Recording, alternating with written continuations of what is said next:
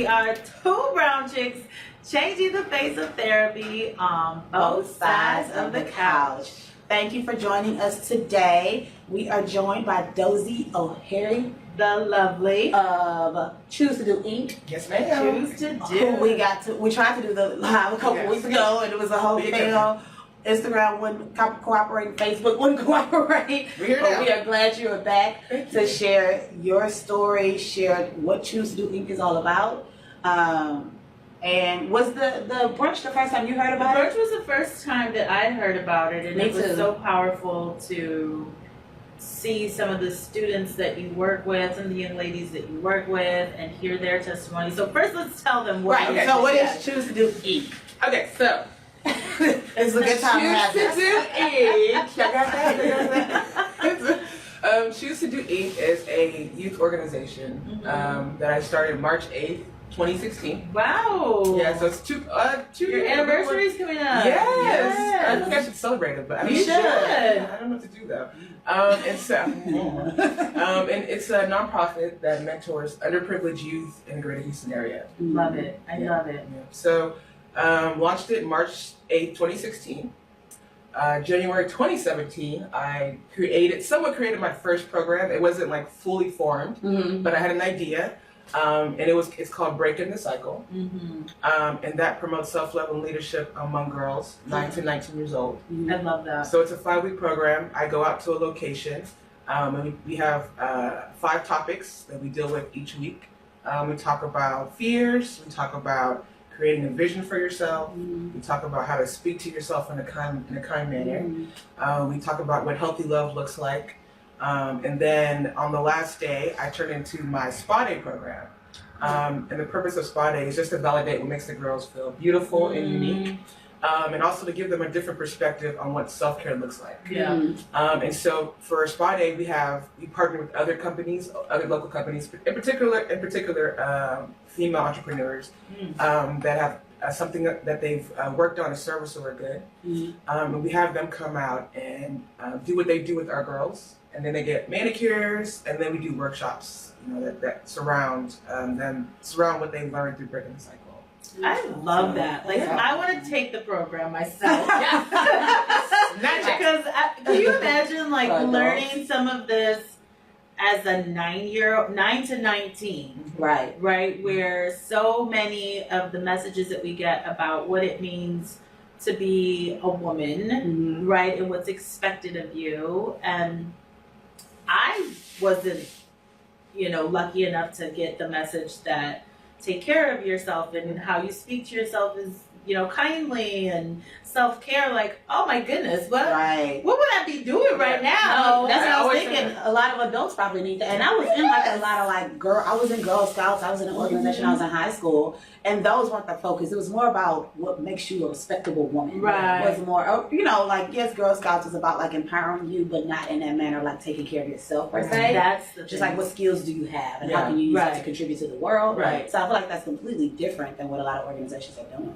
The idea of being kind to yourself and just like what you said, how do we talk to ourselves, which we know as adults, we are often our worst critic, and that's that voice that carries, you goes with you everywhere that you're going. And I think as adults, we struggle to speak kindly to ourselves. Right. And that's why I started the program, because it comes from the perspective of how I grew up. Yeah. And the way that I was raised was in a very oppressive environment. And so I carried that through my adulthood. Yeah. And then I worked for nonprofits. And so I was just so frustrated because I knew that they had the resources, but the impact was so small, so minimal. Right. And I was one person, and I just wanted to do so much, and I felt so limited. And so I quit to start my own nonprofit so I could control it and do it in the way that I knew would impact the community. And I don't have those resources yet. Right. They're coming. They're coming. They're coming. And that was what we were able to witness. One of the young ladies who had been in your program was giving her testimony. It was Zoe! Shout out to Zoe! Zoe had me in tears.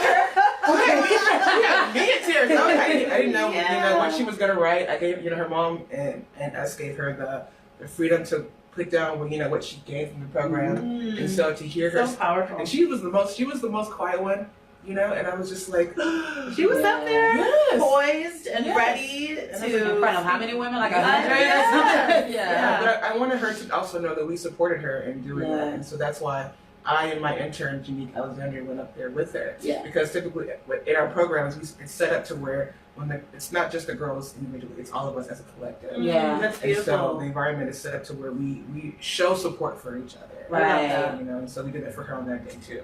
Beautiful. That's awesome. Love So, it. what do you think? Because you're saying this came from a very personal space. Yes, This very. is something you needed that you didn't Mhm. have growing up. How do you think your life would have been different if you had Oh something my like gosh! Right. Do we have the time? Right. I know it would have been different. I would have grown with more confidence in myself. Right. I would have had more value in myself. I wouldn't have made a lot of the mistakes that I made, or I would have maybe made them, but maybe I would have maneuvered them differently. Right. Right. And opportunities that I had, I would have had more opportunities to use my voice and speak out for myself, Right. and not put that responsibility on somebody else. Yeah. Yeah. And so through therapy, I've been in therapy since I think 2008 when I went to college, and so I started in school, going to therapy in schools, and I was just like, whatever you told me, you just blah blah blah blah blah, you know what I'm talking about. And then I got older, and then I started going to therapy more consistently, and then I would switch therapists to find what was my best fit, and then when I found the fit, it was just like. And I think it was the right timing too. Yeah. When things started just like settling in, Yeah. that's where I was. Because I was so angry. Everything that I had gone through as a child was like bubbling over. And I was like, this can't be life every single day. Yeah. I have to do something about this. And so I started talking and started receiving information and started applying the information that I was receiving. Right. And so that's basically what I used to create the courses that I have. Mm. And so it's really based on the things that I've learned through therapy. Right. I love that. And then it's like a light bulb just went off. I was like, I gotta share this information. Like these kids, like parents don't live themselves. Right. They're learning themselves. Or Absolutely. they are unaware of what they're imparting on their children. And so I just wanted to at least give a different perspective, even if it's for like an hour, even if it's for like a day. Just at least they have the knowledge, and so later on, maybe their light bulb will turn on. Right. And Right. so, yeah. Fantastic. That's awesome. I love it. That's really awesome. Especially, I think sometimes when we go through certain things, it's like, why? Like, what's Right. happening? And so through your journey, now you are able to help other people so they don't have to go through the same things that you went through, which is really good. And I think, excuse me, as we struggled, I think that's something I always keep in mind, that the struggle may be there for a reason so that you can impact other people. Absolutely. Obviously, in a moment, you're not thinking about Right. that. I don't want to be used for No. this. Right. Take me away. Right. But that is part of our healing, is when we find purpose in that pain and that we're able to do something with it, right? Like that's also where wisdom is birthed, right? Is that we go through certain experiences and we're able to then help others along the way. Right, right. So you mentioned about parents and like the struggle that they probably have within their own lives, right? Either the not being aware of how they're impacting their kids, or just not knowing what they need to do. Yeah. So what would you say are some things that parents can do to help foster a more positive mindset when it comes to their kids? So I would say, so for me, it was, I just wanted my parents to listen and not insert yourself into me speaking. Right. So just take the time out, even if you don't agree, Right. even if you don't want to hear it. Right. I have to say what I have to say. Like I have to get this out. Yep. And then, let it fall where it may. And so if my parents had just taken the time out to listen instead of telling me, Right. I think that our relationship would have been a lot different. I think that the things that I had gone through would have been a lot different, as a child. And then once, your child opens up, don't judge, just take it, just take it all in. Right. You might be unhappy with what you hear. Right. That's okay. But your child just wants to be heard, and then, take what you can deal with and, kind of follow suit, kind of like deal with that, in the best light that you possibly can. I don't think people have the tools to really deal with what they hear from their children. And so I think that's another part of it, You know, it's how do I deal with what my child is telling me? I've never heard this before. Right. This is new to me. Like I don't know how to do this myself. Like Parents needing the support too. So seek support. Mm-hmm. You know, ask for healthy guidance. You know, and then just go back to your child after you receive some kind of support, and maybe take your child with you to receive the support. You know, but I would say first thing is listen, and then don't judge, and then try to get support, and then be positive.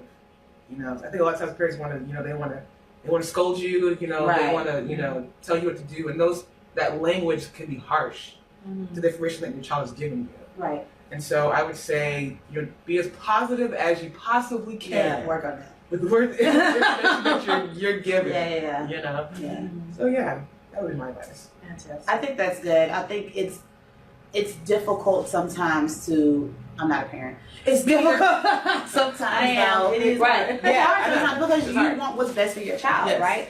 But you're also determining what's best for your child based on your own experiences Right. and not their experiences. Right. And so I'm sure it could be difficult to you just want to protect and fix and Absolutely. help. You want the best for them, and you're scared, right? Mhm. Like, and if you have more than one, right? Right? They have different Oh, needs, gosh. and so you think you have it Oh. figured out with one. But I think that's the thing: why parents need support, why we need our own additional outlets, is because being able to see our children as their own individual selves. Right. One of my favorite poems, Khalil Gibran, where your children are not your children, right? Like this idea that they come through you, right? But they're not you. And that's difficult, I think, as parents, because your instinct, especially as a mother, is protect them. And I don't want you to suffer, and we know we can't.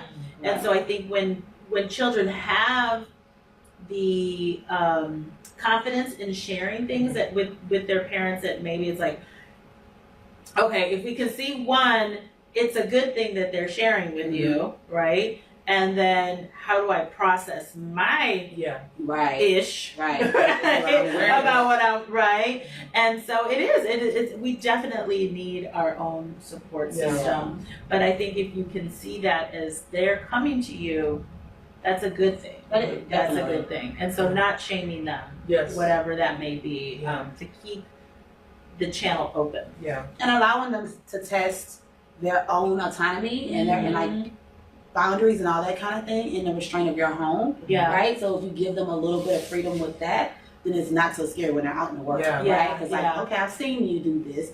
We're not gonna, that's not okay, But at least you're doing it here, so I can kind of guide you a little bit, Yeah. as opposed to completely shutting down. You only do what I say, and that's it. And then when they get out in the world, it's like, well, I just hope to have something to do. That's how I was raised. It Yeah. was literally in the house, you're controlled, and then you come up, and then I got out to the world. I was like, oh, snap! Yes, shiny thing. Right. Ain't no limit. What? Yeah. Which is dangerous. It is. It's we talk about the children testing their autonomy, but I think as adults, as the parents, like who am I independent of being a parent? Right? Like sometimes that's harder for when you're parenting. It's like, okay, so you're not always gonna need me in this way. How do I prepare you for life? So it's hard. Prepare yourself for life without the children. Absolutely.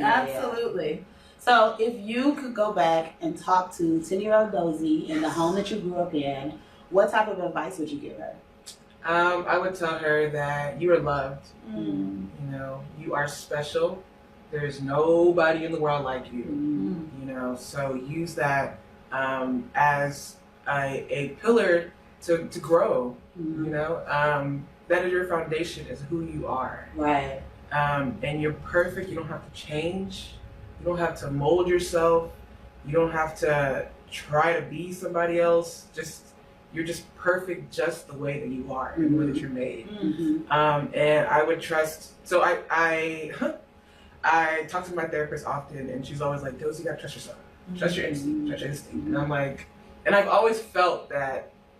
Like I always felt like this intuition, and it was always strong. And now, as an adult, I realize that it was me telling myself, it was my guidance for myself. Absolutely, the internal compass. Yes, and it's very honest, and it's mostly right 100% of the time. Absolutely. And so I would tell myself to trust that gut feeling a lot more. Yes. Right. I think girls especially are talked out of that so early on. not to trust ourselves. Children in particular, but we've talked about it before, just even with who makes you uncomfortable. Adults make you uncomfortable. And you can feel it. And you can feel it. Yes. And so having the conversations of like, that's okay. If somebody makes you uncomfortable, you don't have to be around them. That's right. Trust that. And these are easy, simple, not always easy, right? But simple ways that you can help to cultivate that in your child where they're trusting themselves. But I think as women, especially, we're so often talked out of trusting ourselves. Like, you don't know what's best for you. Yeah. Right. Actually, I do. Right. In certain situations. Yeah. Right, and if I don't, I'll seek counsel. I'll seek somebody to help Absolutely. me make this decision. But for the most part, I could probably make it on my own. Yeah. And be okay. Yeah.